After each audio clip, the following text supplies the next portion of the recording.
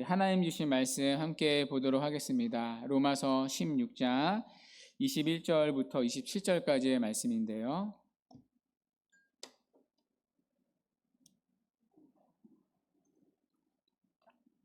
로마서 16장 21절부터 27절까지의 말씀 찾으신 줄 알고 우리 한 목소리로 함께 읽도록 하겠습니다. 시작.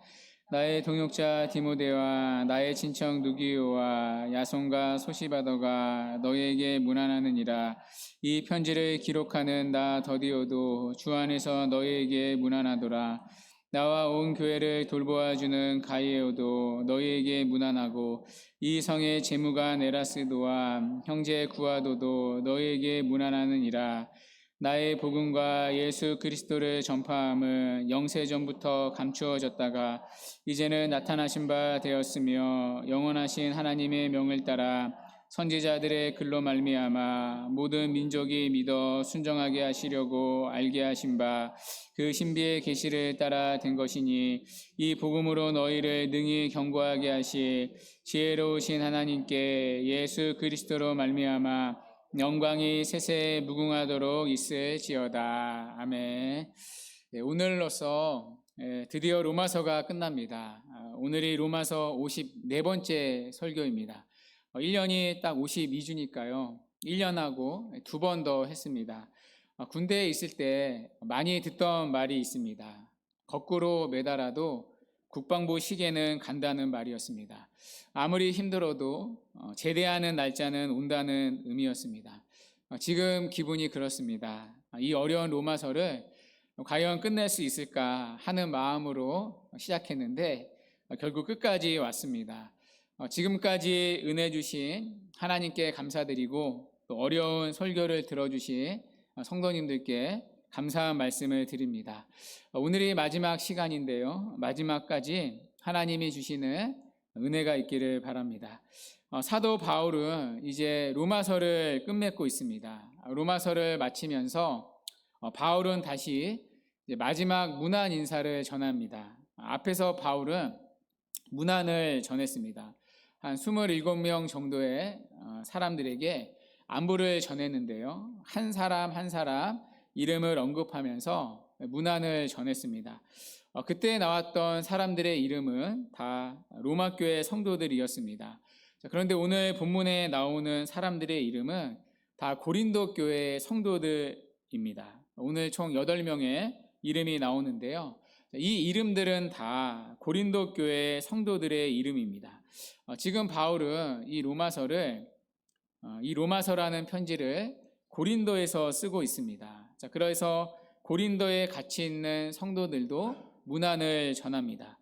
타지에 사시는 부모님이나 자녀에게서 전화가 옵니다. 그러면 옆에 있던 아내나 남편이 내 안부도 같이 전해달라고 말하지 않습니까? 그것처럼 고린도에 같이 있던 성도들이 바울에게 저의 안부도 좀 로마에 전해주세요 부탁했던 것 같습니다. 그래서 바울이 고린도에 같이 있는 성도들의 안부를 대신 전해줍니다. 본문에 보면 총 8명의 고린도 교회 성도들의 이름이 나오는데요. 제일 먼저 나오는 이름이 디모데입니다. 21절에 나의 동역자 디모데와, 그러니까 디모데는 우리에게 잘 알려진 인물입니다. 오늘 8명의 이름 중에 가장 익숙한 이름인데요. 이 디모데는 바울의 2차 전도 여행 때 합류한 젊은 청년입니다. 바울은 디모데를 아들이라고 부를 정도로 각별히 아꼈습니다. 오늘 본문에는 나의 동역자라고 부르는데요. 어떤 학자는 이 디모데를 가리켜 바울의 오른팔과 같은 존재라고 부르더라고요. 실제로 바울이 쓴 12개의 편지 중에서 거의 6개에 가까운 편지가 이 디모데와 함께 쓴 편지입니다. 심지어 디모데에게만 따로 2통의 편지를 썼습니다. 디모데 전서와 디모데 후서. 우리가 새벽에 살펴보고 있는데요. 그만큼 바울에게 소중한 동역자가 디모데였습니다.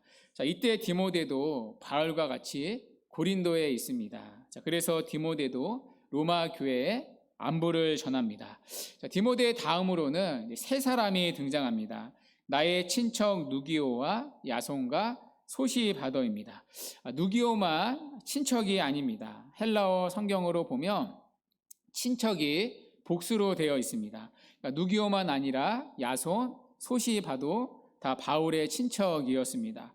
여기 친척은 혈통적인 친척이 아닐 수 있습니다. 우리가 생각하는 사촌, 육촌의 개념이 아니라 유대 동족을 의미하는 것 같습니다.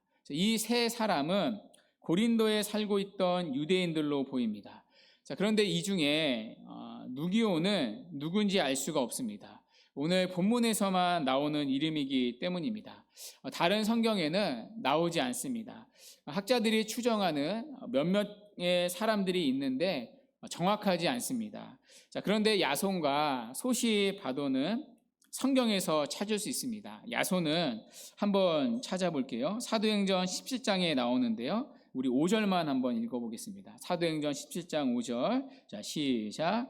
그러나 유대인들은 시기하여 저자였던 불량한 사람들을 데리고 떼를 지어 성을 소동하게 하여 야손의 집에 침입하여 그들을 백성에게 끌어내려고 찾았으나, 아멘. 자, 여기 야손이라는 사람이 등장합니다. 자, 이때 바울은 2차 전도 여행 중에 데살로니가에 머물고 있었습니다. 자, 그때 유대인들이 바울을 죽이려고 데살로니가까지 쫓아와서 소동을 일으켰습니다. 자, 그때 자기 집을 열어서 바울을 보호해 준 사람이 야손이었습니다. 자, 이 야손도 지금 고린도에서 바울과 함께 있습니다. 자, 그래서 야손도 로마에 있는 성도들에게 안부를 전합니다. 이 소시바도도 성경에서 찾을 수 있습니다. 사도행전 20장 4절인데요. 또 함께 읽어보도록 하겠습니다. 시작. 아시아까지 함께 가는 자는 베레아 사람 브로의 아들 소바도와 데살로니가 사람 아리스다고와 세군도와 더베 사람 가이오와 및 디모데와 아시아 사람 두기고와 드로비모라. 아멘. 여기 보면 소바도가 나옵니다. 이 소바도가 오늘 본문의 소시바더와 동일 인물입니다. 자, 이 소바더와 함께 여러 명의 사람들이 쭉 나오는데요. 자, 이 사람들은 다 바울이 예루살렘에 구제 헌금을 전달하러 갈 때 같이 떠났던 사람들입니다. 자, 그 가운데 소시바더가 있는데요. 이 소시바더도 지금 바울과 같이 고린도에 머물면서 로마 교회에 안부를 전합니다. 이 소바더 다음에 더디오가 나옵니다. 22절인데요. 이 편지를 기록하는 나 더디오도 주 안에서 너희에게 무난하니라. 자, 더디오는요, 바울의 로마서를 대필한 사람입니다. 더디오가 대필한 이유는 바울의 눈이 좋지 않았기 때문입니다. 이 갈라디아서 4장 15절에 보면 바울은 눈에 문제가 있었던 것 같습니다. 안질인 거죠. 그러니까 평소에 눈의 질병으로 시력이 많이 떨어졌던 것 같습니다. 자, 그래서 바울은 대필가를 두어서 로마서를 대신 쓰게 했습니다. 바울이 한 단어 한 단어 불러주면 그대로 옆에서 더디오가 받아 적었습니다. 특별히 더디오는 이제 로마식 이름인데요. 셋째라는 뜻입니다. 이름이 셋째입니다. 이런 이름은 노예의 이름이었습니다. 우리나라도 보면 노예들은 이름이 없었습니다. 성도 없었죠. 언년이, 갓난이, 막둥이, 그러니까 이런 식으로 되는 대로 막 불렀습니다. 셋째라는 더디오의 이름도 노예 이름이었습니다. 아마도 더디오는 해방된 노예였던 것 같은데요. 글씨를 잘 썼던 것 같습니다. 그래서 바울이 불러주는 대로 로마서를 받아 적고 있었습니다. 자, 그러다가 아마도 이제 바울이 말했던 것 같습니다. 야, 더디오, 너도 로마 교회에 인사해라 라고 얘기를 했던 것 같습니다. 자, 그래서 더디오가 이 편지를 기록하는 나 더디오도 주 안에서 너희에게 문안하느니라 안부를 전합니다. 자, 그 다음에 나오는 사람은 가이오입니다. 본문 23절인데요. 나와 온 교회를 돌보아 주는 가이오도 너희에게 문안하고. 자, 이 가이오라는 사람은 고린도전서 1장 14절에 나옵니다. 우리 함께 한번 또 읽어볼게요. 시작. 나는 그리스보와 가이오 외에는 너희 중 아무에게도 내가 세례를 베풀지 아니한 것을 감사하노니 아멘. 자, 바울이 고린도에서 목회를 할 때 딱 두 사람에게만 세례를 베풀었습니다. 자, 그 중에 한 명이 바로 이 가이오입니다. 자, 가이오는 바울을 통해 복음을 듣고 믿게 되었던 것 같습니다. 자, 그런데 복음을 믿게 된 다음에 이 사람이 재정적으로 넉넉했던 것 같습니다. 그러니까 집도 넓고 돈도 많고 그러다 보니까 이 복음을 전하는 사람들을 돌보아 주었습니다. 자, 그래서 오늘 본문에 보면 이 가이오에 대해서 바울은 뭐라고 소개합니까? 나와 온 교회를 돌보아 주는 가이오라고 소개합니다. 바울은 고린도에 머물면서 로마서를 쓰고 있습니다. 이때 고린도에서 바울의 생계를 책임져 준 사람이 이 가이오였습니다. 아마도 바울은 이 가이오의 집에서 묵었던 것 같습니다. 가이오의 집에서 숙식을 제공받았습니다. 바울뿐만 아니라 온 교회를 돌보아 주었다고 하는데요. 온 교회는 지구상에 온 교회가 아니라 고린도에 있는 교회들을 말합니다. 고린도 교회도 로마 교회처럼 여러 가정교회가 있었습니다. 우리가 살펴본 것처럼 로마 교회라는 큰 교회가 하나 있는 게 아니라 여러 가정에 흩어져 모였던 것처럼 고린도에도 여기저기 흩어져서 예배를 드렸습니다. 자, 그 교회들은 다 개척교회나 미자립 교회였을 겁니다. 자, 그런데 가이오라는 사람이 어떻게 했습니까? 그 교회들을 다 돌보아 주었다고 말합니다. 자, 그 가이오도 지금 로마 교회에 안부를 전합니다. 자, 그 다음에 나오는 사람은 이제 엄청난 사람인데요. 에라스도라는 사람이 나옵니다. 자, 에라스도는 고린도 성의 재무관이었다고 말합니다. 그러니까 재무관이면 고린도 시의 재무, 그러니까 재정을 감독하는 사람, 관리하는 관직입니다. 고위 공직자였던 거죠. 자, 그런데 로마 역사에서 이 재무관은 조영관이라는 직책으로 번역되기도 했습니다. 이 조영관이라는 직분은 공공 건물이나 도로 같은 것을 책임지고 관장하는 직책입니다. 오늘날로 말하면 건설교통부의 책임자를 의미합니다. 실제로 고고학의 발견에 의하면 1929년에 이 고린도의 극장 주변에서 비문이 발견되었다고 합니다. 그러니까 도로에 이제 그 블록이 이제 발견이 됐는데요. 그 비문에는 에라스도의 이름이 적혀져 있었습니다. 그 비문에 이렇게 적혀 있었다고 합니다. 조영관 직책을 위해 에라스도가 자신의 비용으로 포장하다. 그러니까 로마 시대에 도로를 포장하지 않습니까? 자, 그런데 그 도로 포장을 자신의 비용으로 했다는 전문이 발견되었습니다. 자, 그 정도로 에라스도는 부자였고 시민의 공익을 위해 관직을 수용했습니다. 교회에도 재정적인 지원을 많이 했을 것으로 추정됩니다. 자, 그러나 그의 지갑만 선교한 게 아니라 몸으로도 선교했습니다. 사도행전 19장 22절을 우리 한번 같이 읽어보도록 하겠습니다. 시작. 자기를 돕는 사람 중에서 디모데와 에라스도 두 사람을 마게도냐로 보내고 자기는 아시아에 얼마 동안 더 있으니라. 아멘. 자, 여기 디모데와 또 누가 나오죠? 에라스도. 그러니까 이때 바울은 에베소에서 선교를 하고 있었습니다. 이 에베소에 가서 바울의 사역을 도왔던 사람이 에라스도였습니다. 자, 이후에 에라스도는 마게도냐, 고린도 지역이죠. 자, 고린도로 복귀하여 공직 수행을 이어가고 있었습니다. 자, 이 에라스도도 지금 고린도에서 바울과 함께 로마 교회에 문안을 전합니다. 자, 그 다음 나오는 마지막 사람이 구아도입니다. 자, 구아도는 형제 구아도라고 말하는데요. 이 구아도에 대해서도 정보가 마땅히 없습니다. 아예 없는데요. 오늘 본문에만 나오는 이름입니다. 자, 그런데 이 이름에서 알 수 있는 사실이 있습니다. 이 구아도라는 이름의 뜻이 넷째라는 뜻입니다. 여러분 아까 셋째 나왔었죠. 더디오. 노예 이름이었습니다. 자, 그러면 넷째 구아도도 당연히 노예 이름입니다. 그러니까 더디오처럼 또 한 명의 노예 출신이 구아도였습니다. 이 구아도도 로마에 있는 성도들에게 문안을 전합니다. 자, 이렇게 바울은 고린도에 있는 성도들의 문안을 함께 전합니다. 자, 이 성도들의 문안에서 우리는 한 가지 사실을 발견합니다. 대다수의 성도들이 이름 없이 빛도 없이 섬기고 있었다는 것입니다. 자, 오늘 본문에 보면요, 누군지 모르는 이름들이 있습니다. 예를 들어 21절에 누기오, 누군지 모릅니다. 직업이 뭐였고 출신이 어디고 그런 정보가 하나도 없습니다. 또 그 뒤에 나오는 야손과 소시바더도 이름만 나옵니다. 그들이 했던 일들에 대해서는 나오지 않습니다. 다른 성경을 통해서만 알 수가 있는데요, 그것도 극히 일부만 알 수가 있습니다. 또 22절에 나오는 더디오, 모릅니다. 노예 출신이다, 이름을 통해 알 수가 있습니다.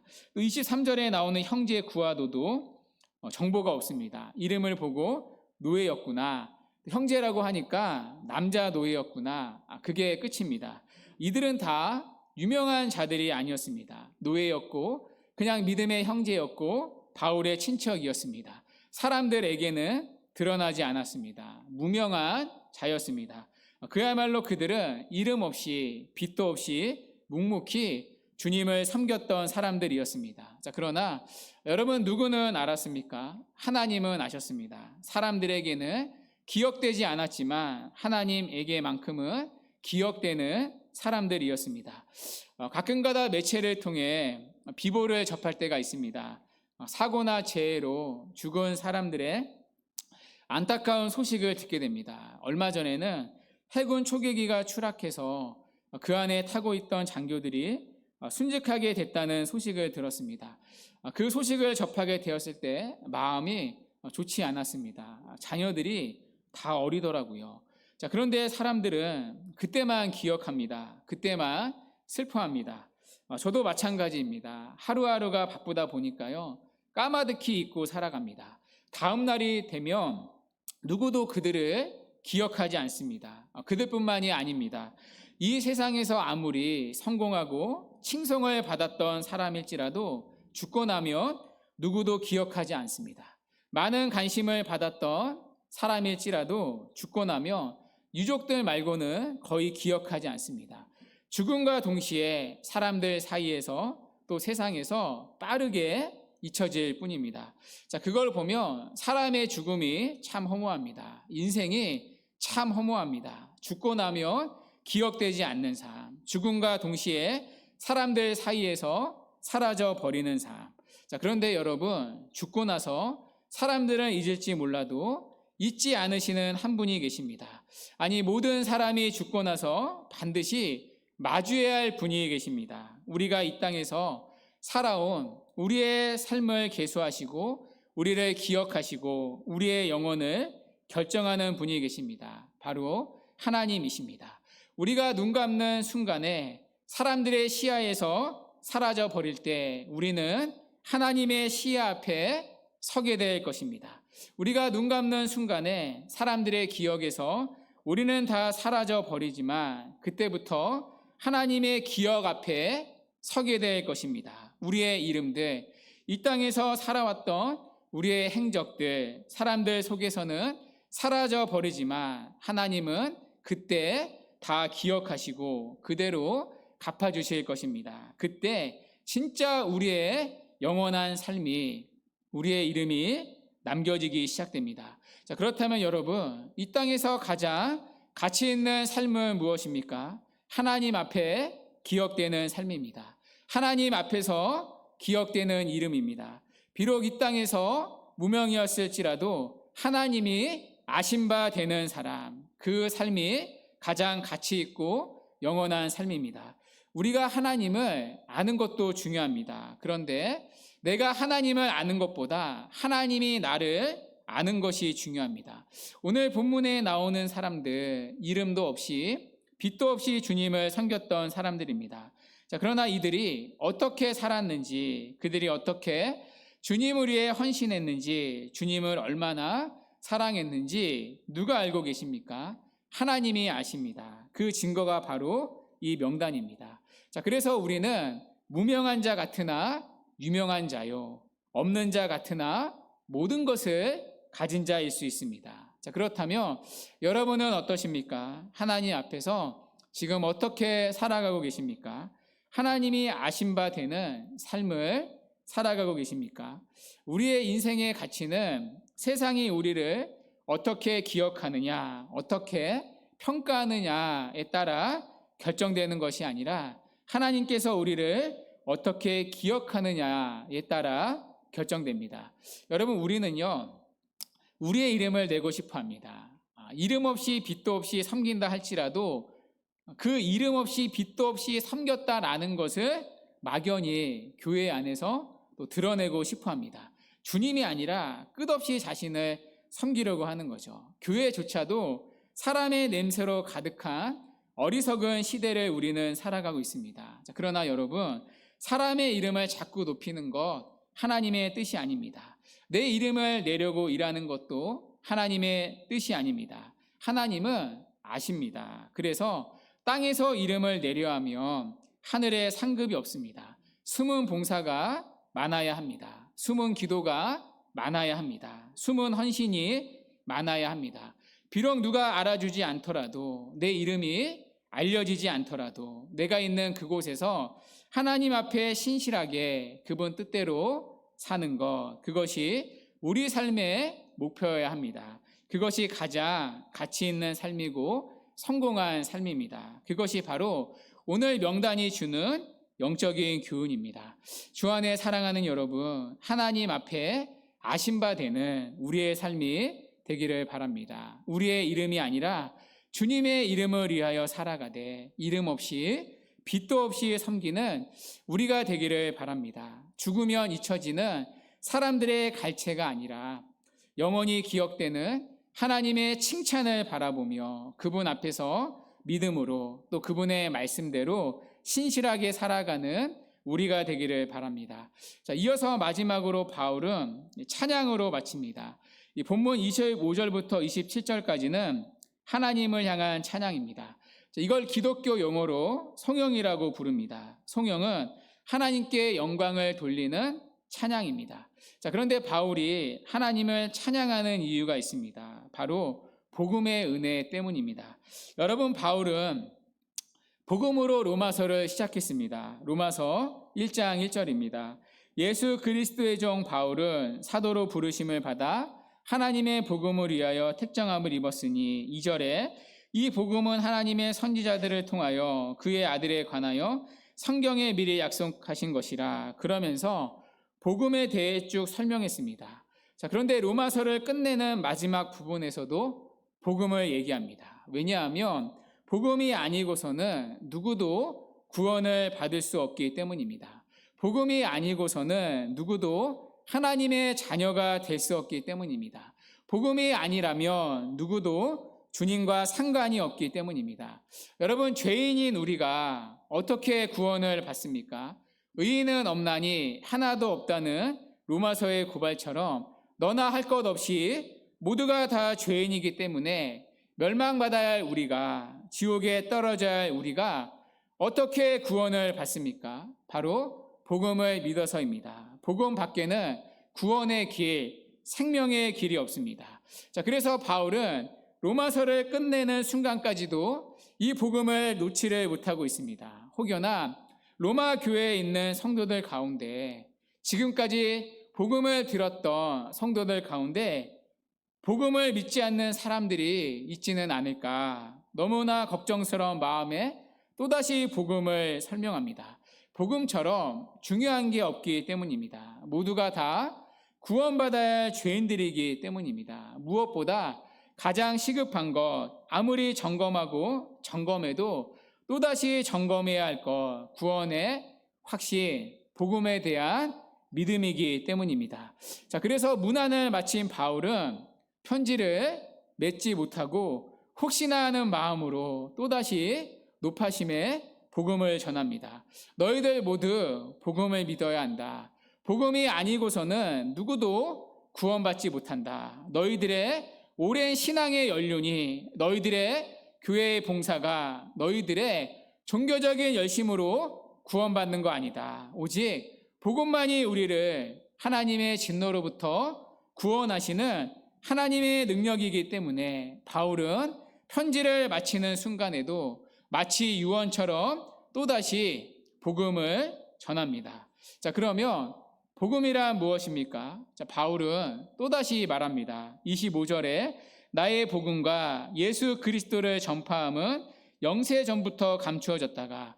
여러분, 복음은 무엇입니까? 누군가 여러분에게 묻습니다. 여러분이 믿는 복음은 무엇입니까? 자, 복음은 바울이 전파한 예수 그리스도이십니다. 복음은 예수 그리스도이십니다. 자, 왜 복음은 예수 그리스도이십니까?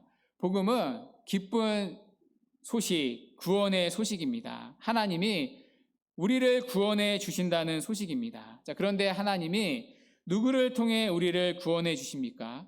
예수님을 통해서 구원해 주십니다. 자, 그래서 복음은 예수 그리스도이십니다.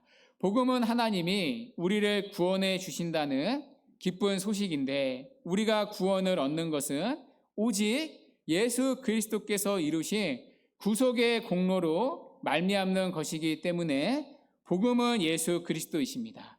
자, 어떻게 죄인인 우리가 구원을 얻습니까? 복음이신 예수 그리스도, 그분을 믿어야 구원을 얻습니다. 어떻게 우리의 만 가지 죄가, 무한대의 죄가 용서를 받을 수 있습니까? 우리의 죄를 위하여 십자가에 죽으신 예수 그리스도, 그분을 믿어야만 죄의 사함을 받습니다. 어떻게 우리가 의로우신 하나님 앞에 의롭다 여김을 받습니까? 어떻게 의의 나라 천국에 갈 수 있는 의를 얻을 수 있습니까? 의로우신 하나님의 말씀을 다 지켜야 의롭게 되는데, 우리가 지켜야 할 율법의 의를 대신 이루신 예수님을 믿음으로 우리는 의롭다 여김을 받습니다. 예수 그리스도, 그분을 믿어야 구원을 받습니다. 예수 그리스도, 그분이 복음이기 때문입니다. 바울이 말한 대로 하나님의 진노에서 우리를 구원하시는 하나님의 능력, 그 복음이 바로 예수 그리스도이시기 때문입니다.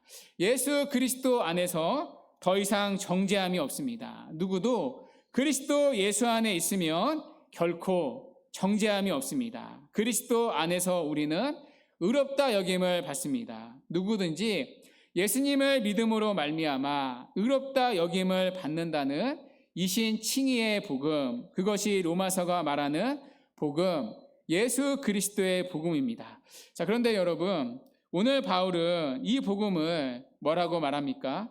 25절에 나의 복음이라고 말합니다. 다소 놀라운 고백입니다. 아니, 도발적인 말처럼 들립니다. 어떻게 복음이 바울의 것인가? 주님 거지. 예수님이 이루신 복음이지. 어떻게 나의 복음이다 말할 수 있는가? 자, 그만큼 바울은 복음과 떼려야 뗄 수 없는 사람이 되었다는 뜻입니다. 복음 때문에 구원을 받았고, 복음 때문에 하나님의 사랑을 알았고, 복음 안에서 새 사람이 되었기 때문입니다. 복음이 아니고서는 지금의 나는 설명될 수 없다는 고백으로 바울은 나의 복음이다 말하고 있습니다. 자, 그렇다면 여러분에게 복음은 나의 복음이라고 고백되고 계십니까? 너의 복음이 아니라, 바울의 복음이 아니라, 성경의 복음이 아니라, 누군가의 복음이 아니라 나의 복음이다 고백되어지십니까? 성경에 보면 복음을 알았지만 복음과 전혀 상관없는 자들이 있었습니다. 대표적인 사람이 가룟 유다였죠. 그는 예수님과 늘 함께 했습니다. 예수님의 12 제자 안에 있었습니다. 날마다 복음을 들었고요. 교회 공동체 안에서 직분도 있었습니다. 재정을 맡았었죠. 자, 그러나 그는 복음과 상관이 없었습니다. 주 안에 사랑하는 여러분, 바라기는 우리 안에는 그런 사람이 없기를 바랍니다. 우리가 로마서를 통해 복음을 계속 들었는데요. 그런 비극이 없기를 바랍니다. 우리 모두가 이 복음을 나의 복음이라고 고백하게 되는 은혜가 있기를 바랍니다. 자, 그렇다면 이 귀한 복음 어떻게 우리에게 믿어집니까? 어떻게 이 복음이 우리에게 오게 되었습니까? 자, 그에 대한 답이 본문 25절 끝부터 나옵니다.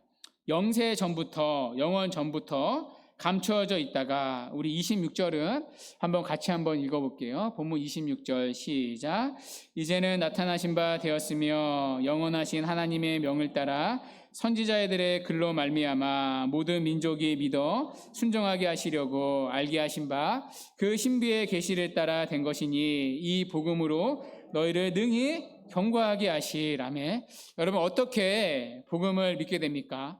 어떻게 복음이 내게 오게 되었습니까? 바울은 세 가지 단어를 사용합니다. 첫째는 나타나신 바 되었으며, 둘째는 중간에 알게 하신 바, 셋째는 그 뒤에 신비의 계시를 따라 된 것이니. 셋 다 같은 의미입니다. 계시라는 말은요, 우리가 교리반 때 배웠죠. 드러나다, 감추어졌던 것이 나타나다라는 뜻입니다. 그러니까 세 개가 다 같은 의미인 거죠. 첫 번째 나타나다, 두 번째 알게 하시다, 세 번째 계시하다, 다 같은 뜻입니다. 하나님이 우리에게 복음을 나타내셨고 알게 하셨고 우리에게 계시하셨습니다. 내가 찾은 게 아니라는 뜻입니다. 내가 구한 게 아니라는 뜻입니다. 나에게 일방적으로 나타났다는 뜻입니다. 나는 복음을 찾은 적이 없습니다. 나는 예수님을 찾은 적이 없습니다. 나는 예수님을 필요로 한 적이 없습니다. 나는 구원을 요청한 적이 없습니다. 그런데 어느 날 하나님이 내게 복음을 나타내 보이셨습니다. 복음의 빛을 나에게 비춰주기 시작하셨습니다.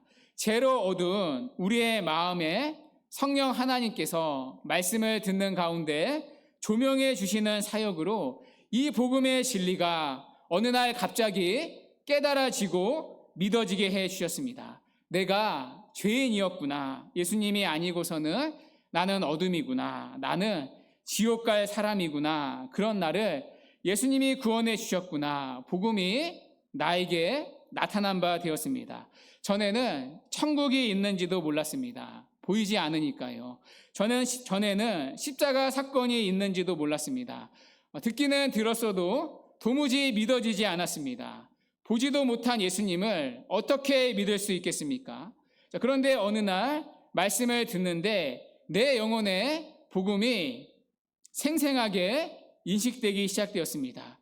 2000년 전에 예수 그리스도가 마치 살아있듯이 살아계신 분으로 믿어지게 되었습니다.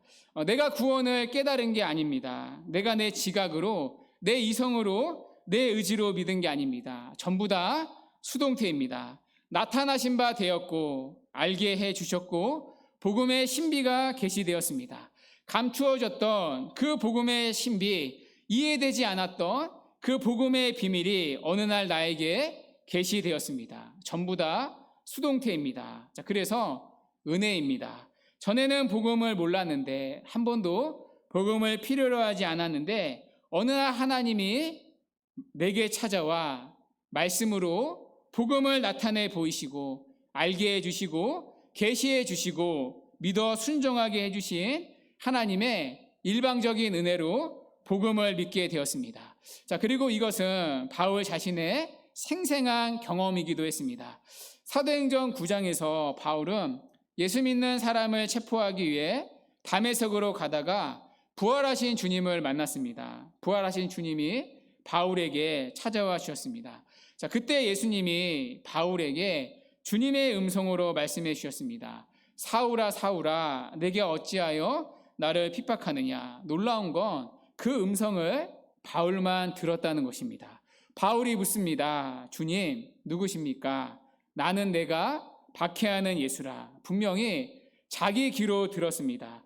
그런데 이상한 것은 같이 갔던 사람들은 아무도 듣지를 못했습니다. 바울에게만 주님의 음성이 들렸습니다.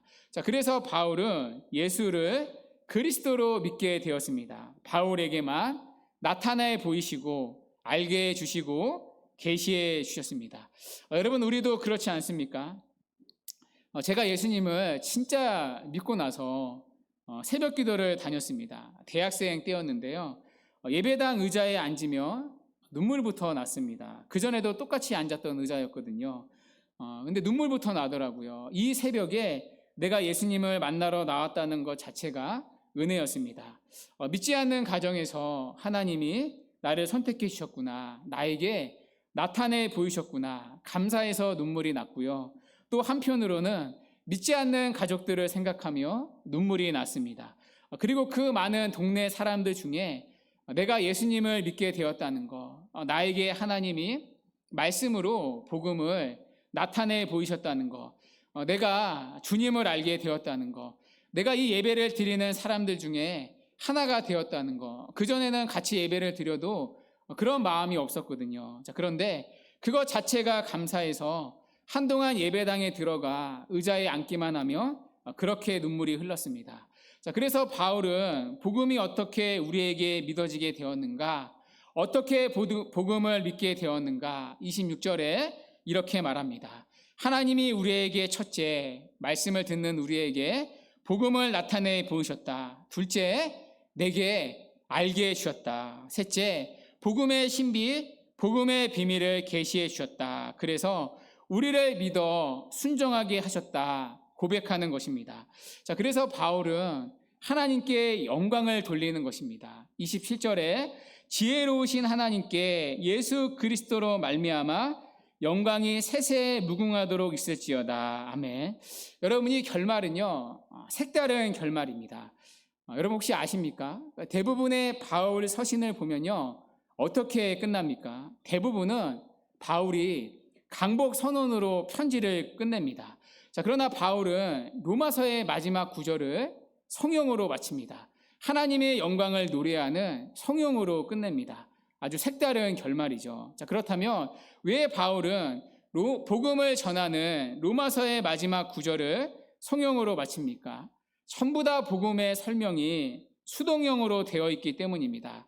나타내신 바 되었다, 믿어 순종하게 하시려고 알게 하신 바, 그리고 신비의 계시를 따라 되었으니, 그러니까 복음을 설명하는데, 복음을 믿게 되었는데 전부 다 수동형으로 되어 있습니다. 그러니까 복음은 하나님이 우리를 위해 하신 일이기 때문입니다. 복음은 내가 하나님을 위해 한 그 무엇이 아닙니다. 하나님이 나를 구원해 주시기 위해 내게 해 주신 일, 그것이 복음이기 때문입니다. 하나님이 우리를 구원하기 위하여 예수 그리스도를 통하여 해 주신 일, 그것이 복음이기 때문입니다. 자, 그래서 바울은 복음을 전하는 로마서의 마지막을 성령으로 끝내고 있습니다. 하나님께 영광을 돌리는 찬양으로 끝내고 있습니다. 우리를 구원한 복음은, 우리가 믿게 된 이 복음은 전적으로 하나님의 믿는 것까지 은혜이기 때문입니다. 자, 그래서 우리는 이 복음을 은혜의 복음이라고 부릅니다. 자, 마지막으로 우리가 한 가지 더 살펴볼 것이 있는데요. 자, 말씀을 드렸듯이 바울은 앞에서 복음을 설명했습니다. 로마서의 시작도 복음으로 시작했습니다. 자, 그리고 오늘 로마서의 마지막도 복음으로 마치고 있습니다. 자, 그런데 우리가 비교해야 할 차이가 있습니다. 제가 화면으로 한번 준비해 봤는데요. 앞에서는 복음에 대해 이렇게 말했습니다. 로마서 1장 16절 우리 같이 한번 읽어볼게요. 시작. 내가 복음을 부끄러워하지 아니하노니 이 복음은 구원을 주시는 하나님의 능력이 됨이라. 먼저는 유대인에게요, 그리고 헬라인에게로다. 아멘. 자, 복음은 우리를 구원해 주시는 하나님의 능력이라고 했습니다. 자, 그런데 오늘 본문 26절 한번 보십시오. 자, 로마서를 끝내는 마지막 26절에 보면, 자, 끝에 이 복음으로 너희를 능히 견고하게 하실이라고 말합니다. 이 복음은 믿는 우리를 견고하게 해준다고 말합니다. 자, 앞에서 복음은 우리를 구원해 주시는 하나님의 능력이라고 말했습니다. 그러니 믿으라. 자, 그런데 본문 26절에서는 복음을 믿으면 우리가 구원을 받을 것이다 말하지 않습니다. 이 복음은 믿는 너희를 능히 견고하게 한다고 말합니다. 여러분, 무슨 얘기일까요? 한마디로 복음은 우리가 처음 구원을 받을 때만 필요한 게 아니라 구원받은 우리가 계속해서 믿음이 견고해져 가는데도 필요하다는 뜻입니다. 우리는 복음으로 구원을 받고 복음으로만 견고해집니다. 왜냐하면 우리에게 이 복음이 필요 없어질 정도로 우리가 이 땅에서 완전해지는 일은 결코 일어나지 않기 때문입니다. 이 땅에서 완전히 성화되는 일은 누구에게도 없기 때문입니다. 우리는 복음을 믿고 구원을 받았어도 여전히 죄를 짓습니다. 여전히 말씀에 순종하지 못할 때가 많습니다. 신자 안에도 남아있는 부패한 본성 때문에 우리는 구원을 받았어도 여전히 죄를 지으며 살아갑니다. 그래서 구원받은 이후에도 우리는 늘 복음이 필요합니다. 우리를 용서해 주시고 우리를 의롭다 받아주시는 이 복음의 은혜가 날마다 필요합니다. 하나님은 우리가 죽는 그날까지 우리를 이 복음으로 경고하게 하십니다. 그래서 우리는 계속해서 복음을 들어야 합니다. 복음으로 날마다 돌아가야 합니다. 주 안에 사랑하는 여러분, 우리는 오늘로써 로마서를 마치게 됩니다. 그러나 이후에도 복음은 우리에게 늘 필요합니다. 그렇다면 여러분은 어떠십니까? 이 복음이 정말 나의 복음으로 고백되고 계십니까?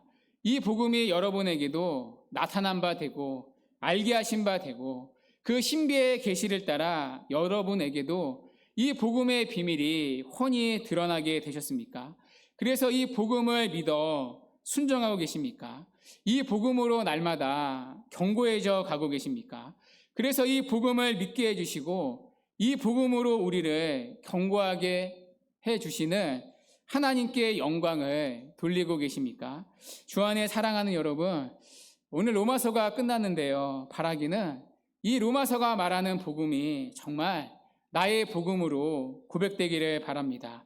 이 복음이 나에게도 나타난 바 되고 나에게도 알게 하신 바 되고 나에게도 이 복음의 비밀이 밝히 계시가 되어 믿어 순종하게 되는 이 복음의 은혜가 구원의 은혜가 있기를 바랍니다. 그래서 이 복음의 은혜 때문에 이것만으로도 우리의 남은 평생이 하나님께 영광을 돌리는 삶이 되기를, 참된 신자의 삶이 되기를 주님의 이름으로 간절히 축원합니다.